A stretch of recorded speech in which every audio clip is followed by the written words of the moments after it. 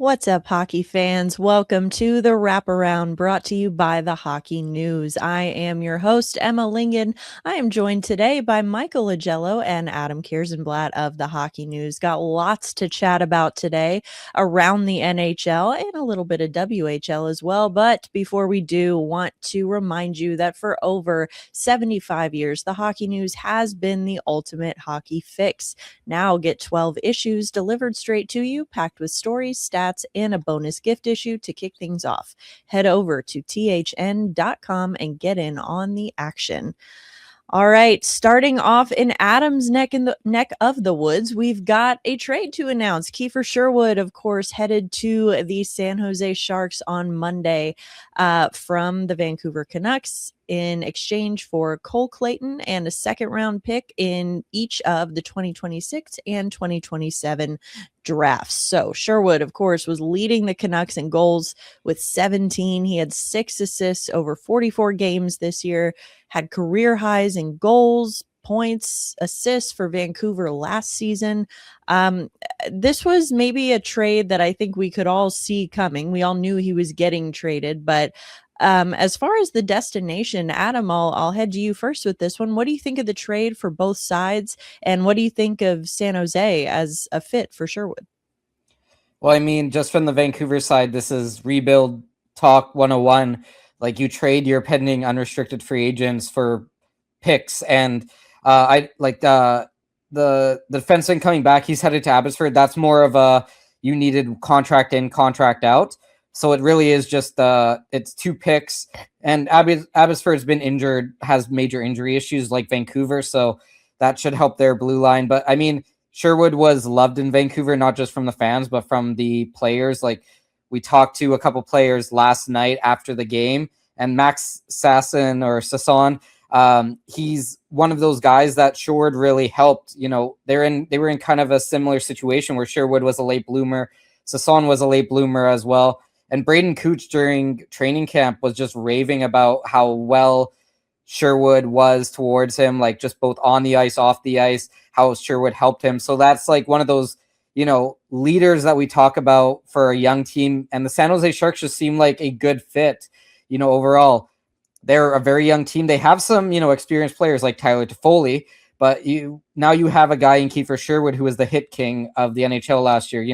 He's not going to drop the gloves, but he's going to make sure that if you take a run at your player, you're not going to hear the end of it. Like, he likes to smack talk on the ice. He likes to smack talk from the bench.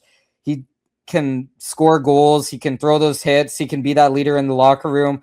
So, I mean, overall, I think this is a smart move from San Jose. It doesn't put them into the contender category, because I think in the West, we can just say, like, Colorado is the contender, and then it's kind of like a tier of everybody else at this point. But I mean, just to build up that young culture in San Jose, this is just a very smart move, and one that might not necessarily push them over the top this year, but if he resigns there, that's going to be pretty interesting to watch the Sharks develop.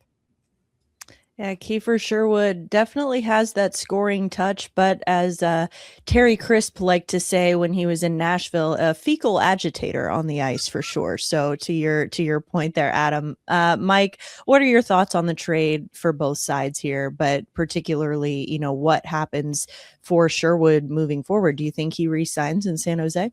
Well, he's not going to drop the gloves like Alex Nedeljkovic did yesterday, but well, see, this is it's a low risk move for San Jose. I mean, you could say the price was a little prohibitive. Remember, the chatter out there was that Vancouver wanted a first round pick. I think they were barking up the wrong tree there, but 2 second round picks and a body for an expiring contract in Sherwood, I think, is a good return for Patrick Allvin and Jim Rutherford.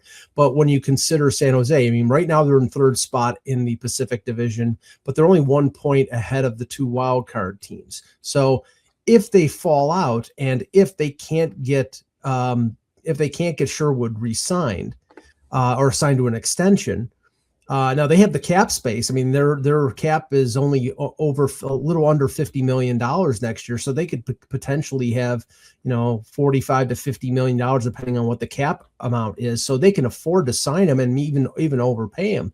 But if he doesn't want to play there, Well, they could retrade him by March the 6th and recoup the draft picks that they traded. So, I mean, I think he's a good culture guy, and I think that they want to sign him. But if he wants to go someplace else, I mean, there was speculation about him going to Dallas or going to Colorado with his low salary. So I think it's yet to play out completely. But unlike the situation with Rasmus Anderson, I think it's not a fait accompli. He signs a contract with the team he was traded to, but it was a good acquisition and a good return for Vancouver. Well, as we've talked about before, with the Olympics this year, looks like probably kind of a second unofficial trade deadline that we're going to see here this season. So lots of moves, already being made, but also on the horizon here. One team that could be looking to make some moves here is the Washington Capitals. Actually, in a recent interview, GM Chris Patrick said, "We view our biggest need as kind of a higher end skilled winger, and that they're actively pursuing options to fill that need." So, Mike, do you agree with Patrick, first of all, on that assessment that the Capitals' biggest need is on the wing? And then what sort of options do you think they might have to try and acquire, just kind of looking at where they are in the standings right now in a very tight Eastern Conference? Well, I would have thought that center would be the area that they'd want to address, because Pierre-Luc Dubois has been out for most of the year, and that depends on whether they think he can come back.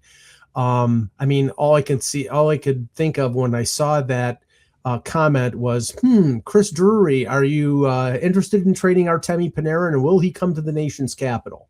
I mean, the market out there in terms of scoring wingers is not really that deep. It's probably as shallow as the center market. So I think whatever way they go, they're going to pay a lot for it. Now, they have some young assets in their organization. They have most of their draft picks, so they could make a deal like that. I mean, we could go talk about a Connor Garland when it comes to Vancouver.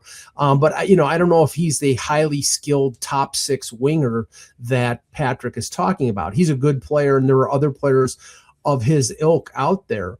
But I think Panarin is the only guy who I would, characterize as that top level skilled winger, and he's going to go where he wants to go, not where he wants to trade him. Adam, what do you think? Well, I mean, Patrick made an interesting comment also this week about how they didn't want to trade Cole Hudson for Quinn Hughes, and it's kind of funny because the reaction here in Vancouver was like, that Family Guy meme where it's like the mystery box could be anything. It could even be a boat. So why get the boat? Like, so that was kind of an interesting a little note from his press conference. But I mean, like, it's so hard to tell which players are going to be available and which players aren't. Like, obviously, as Mike mentioned, we know that Panarin's going to be available just because they've made it very clear that Panarin's going to be available. But like, like in the East, is anybody going to be a seller outside of the Rangers? Like, everything is so tight that it's hard to kind of pick out like which play, and there's no unrestricted free agents left because everybody's re-signing. So I mean, the only real player that I wonder about that maybe Washington might look at, and I don't know if it would ever happen just because of the rivalry, but like Evgeny Malkin is an unrestricted free agent. That would be fun watching Malkin and Ovechkin team up. I don't know. Like I said, I don't know if that would ever happen because I know that Malkin wants to re-sign in Pittsburgh, and it would be. I don't know if Pittsburgh really has the appetite to fuel a Washington Capitals run to the Cup. But I mean, that's really the name that I would look at if you're Washington at this point. Well, unfortunately, due to some technical difficulties, we are going to be without Mike for the rest of the show, but do appreciate his insights on those first few topics. Adam, want to turn the attention now to the West, so you might be able to speak a little more on this anyway. One team that has just been really having a rough go of it this year is the LA Kings. So despite being one of the best teams in the league at preventing goals, they still rank 31st in the NHL in goals for per game, only 2.54 goals per game. And they are only ahead of the St. Louis Blues in that category. Power play also really having a rough time, 27th in the league, operating at just over 15%. So looking at those numbers, I mean, does that surprise you for this LA Kings team and where they were supposed to be this season offensively? And in your mind, who do you think needs to step up the most for them to get on track? Well, I think that when you look at LA, this is kind of predictable just based off of what they did during the offseason.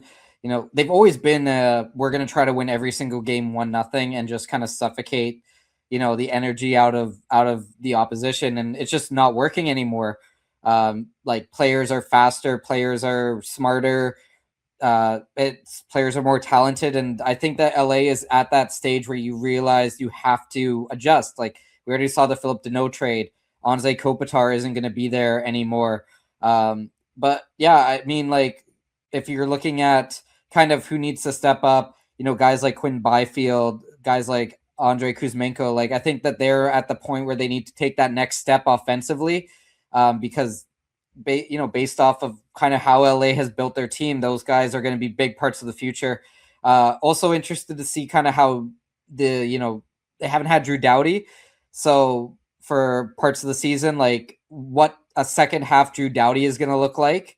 That's also going to be very interesting. But I think LA is one of those teams that they might be at a realization that they need to kind of adjust how they've been building their teams. And it'll be really interesting to see if they are sellers going into the deadline and if they just kind of focus on like a shift, especially at this year's draft. Yeah, I feel like we've been saying that about the Kings for a couple of years now, though, that it's like they need to add offensively. And what did they do? 2 years ago, they get Warren Fogle and Tanner Jeannot, and then this year they get Andrei Kuzmenko. And, no disrespect to any of those guys, but I don't think that that's quite the impact piece that you need to add if you're a team like the Kings that really needs to jumpstart the offense. Looking ahead here, or looking elsewhere in the West, I should say, let's talk about Edmonton. Ryan Nugent-Hopkins had his 1,000th career NHL game on Sunday. All of them were as a member of the Edmonton Oilers. So he ended up scoring the first game winner in a shutout win for the Oilers over the St. Louis Blues. He was drafted, of course, with the first overall pick back in 2011. He's been a consistent scorer for Edmonton throughout his career, and he's in the middle of another great season, 40 points in 41 games so far this year. So, Adam, what do you think about Nugent-Hopkins' development and growth as a player in the Oilers system? What do you think it says or maybe doesn't say about their development system? Well, I mean, pride of BC here. We always love the Nuge back in BC, but I mean, like he's been through everything, right? He went through that whole like the Neil Yakupovs, the Taylor Hall situations, like in Edmonton, where it was just like they couldn't hit on or they couldn't build teams, and then all of a sudden McDavid shows up, and now it's kind of like the Nugent Hopkins is like a very good player. Like he's a second line center on I think you can say he's a second line center on every team, and he's a first line center on some rebuilding teams. Like I think that's a fair statement, but it's almost like we kind of forget about him a lot because McDavid, Draisaitl, Evan Bouchard, like he hasn't been, that front and center guy, but he's still producing like close to a point per game a lot of the years. Like he is exactly what the Oilers need, and I think that we don't recognize just kind of the journey that he's been on. Like 1,000 games all with the Oilers, especially when he started with the Oilers, is pretty impressive. Like there aren't many players that have done 1,000 games with the same organization. So like I'm always been a big fan of Nugent Hopkins. I love that he made it to 1,000 games and that he's still being a strong producing guy. But I think back to like when he was dominating the WHL with the Red Deer Rebels. Like this is just a guy who's just consistent. Like that's what you want from that's what you want from anybody. And now 1,000 game later, he's still consistent. So just awesome to watch him keep playing. Well, 1,000 games, certainly quite a few. Another guy who has played quite a few games in the NHL was honored earlier this week. Of course, legendary Boston Bruins defenseman Zdeno Chara had his number retired at TD Garden in Boston after he spent 14 seasons with the Bruins. Of course, he won a Stanley Cup there, a Norris Trophy, really just cemented himself as a Hall of Fame defenseman during his time in Boston. So Adam, how do you think Chara impacted, sort of the identity of the Bruins throughout his career? And, where do you think that he ranks among the defensemen in Bruins history now that his career is said and done? Well, another player that was developed in the WHL, he went to the Prince George Cougars. Not a lot of people remember that, but I mean, like if you're the Ottawa Senators, man, like that's a guy that he probably would want back for his entire career. But I mean, in Vancouver, we saw what Chara was able to do in that 2011 Stanley Cup final. Yeah, he's one of the best Bruins defensemen of all time. Like there's a reason he's getting his number retired. Bobby Orr still sits at the top of that list. Ray Bourque is still, close to the top of that list, but we probably won't see a player like Chara again, just because he was just such a you see those photos of him like standing next to like Nathan Gerbe, and you're like, what's going on here? But yeah, just we saw him in his career. He played like net front on the power play sometimes. He obviously had that ridiculous shot. Just physical beast, Norris Trophy. Like this is a guy who was one of the best defensemen of his time, really. Like just consistently one of the better defensemen. And yeah, it was always weird watching him in a Washington Capitals jersey, if I remember correctly. But yeah, it's always an honor when you can be inducted as a jersey retirement by Original Six team, especially one that has so many jerseys retired. So I mean, well done. But yeah, it's not. I don't think it's going to be too long before number 37 joins him in the rafters as well with Patrice Bergeron. I think you're right about that. Of course, we briefly mentioned this earlier in the show. Saw some fireworks, namely in the form of a goalie fight in the matchup between the Florida Panthers and San Jose Sharks earlier this week. But that sort of overshadowed the bigger storyline of the night, which was Matthew Tkachuk making his season debut for the Panthers. Of course, it ended up being a 4-1 loss for the Panthers to the Sharks, and Tkachuk played just under 21 minutes after taking really the entire first half of the season and then some to recover from surgery to repair a torn adductor muscle. So when you look at this crowded Eastern Conference right now, of course, the Panthers have fallen off a bit. They're 4-5-1 in their last 10. And they still do have injuries to some really key players, not the least of which is Alexander Barkov right now. But, when you look at their lineup and the season that they've had so far, do you think Tkachuk can help stabilize the Panthers enough through the rest of the season? Because this is a team that we've talked about before as, all they got to do is get in. Once they get into the playoffs, it doesn't matter the seeding, they'll be fine. But do you think that Tkachuk is going to help them enough to the point where getting in isn't a concern?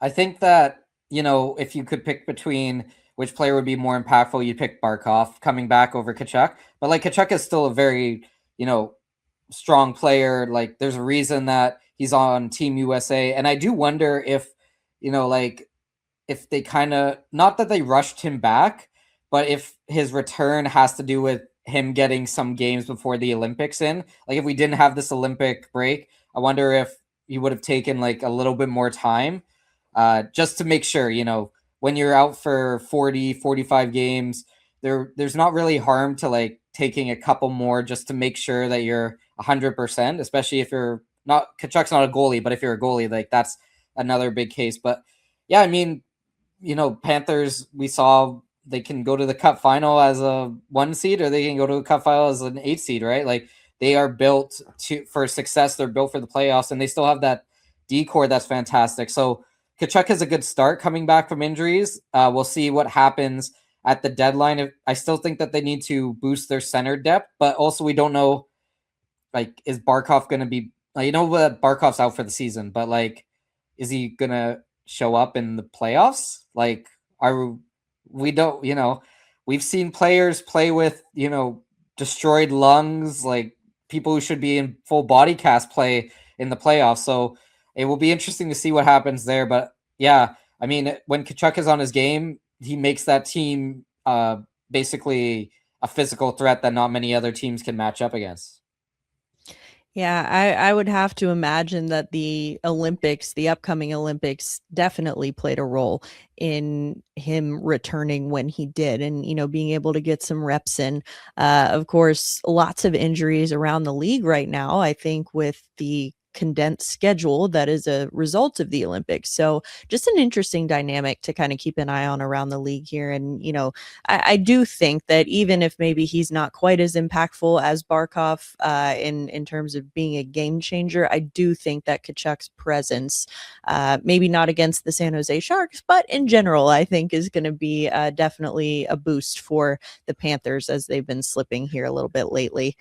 Um, all right, want to wrap up today, Adam. Want to get your thoughts on something, switching gears a little bit, heading back over to the WHL, since that is your area of expertise. So, want to look at the Medicine Hat Tigers. Obviously, recently set a franchise record. They had 19 straight wins.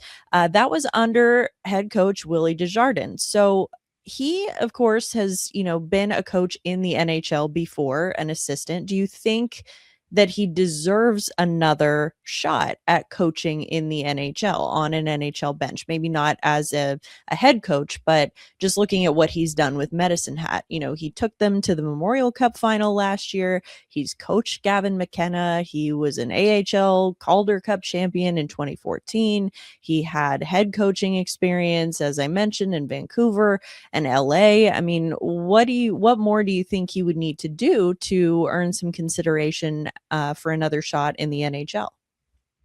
Well, I think that one thing that you can look at is if he takes Medicine Hat back to the Memorial Cup this year, like how can you not consider him for an assistant coaching job? Like you mentioned Gavin McKenna, he coached Cade Lidstrom, Ryder Ritchie, Harrison Minigan. All those guys are gone, and now Medicine Hat is setting franchise records. Like I think they're 21-0-1 in their last 22 games. Like this was a team that, at the start of the season, they started off slow. And we kind of looked at it like, okay, this is you lost half your roster effect. This probably is going to be like one of those rebuild years. And then all of a sudden they go on this heater that nobody in Medicine Hat Tigers history has ever seen. One situation that I would look at is, if you're the team that drafts Gavin McKenna, do you bring in Willie Desjardins because he has that history? If you're the team that, Columbus, they have some uncertainty on the bench. Just with how everything has gone on. They have Caden Lidstrom, Willie Desjardins, coach Caden Lidstrom.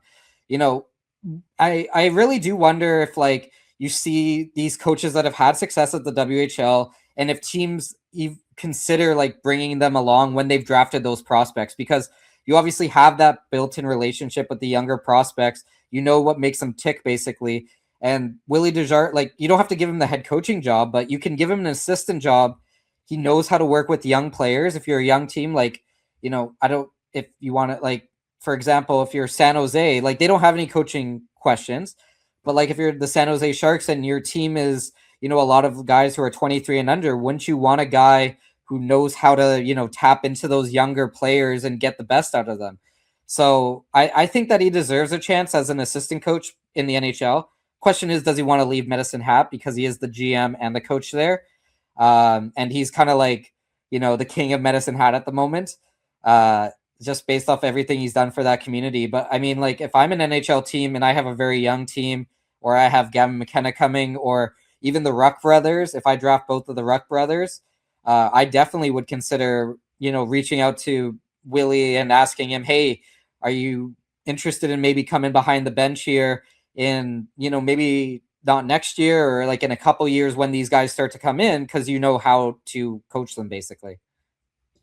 Yeah, it's interesting you mentioned Columbus, kind of seeing the reverse here. What I was going to say is you've been starting to see a little bit of a movement towards bringing in sort of these younger, fresher voices. I mean, Nashville did it a couple years ago with Andrew Brunette, and now you've got guys like Dan Muse coming in, kind of getting new, different voices behind the NHL benches. Of course, Columbus did the reverse of that by bringing in Rick Bowness, but that's of course not expected to be necessarily a long-term move. So could be part of a bigger trend that we see moving forward here.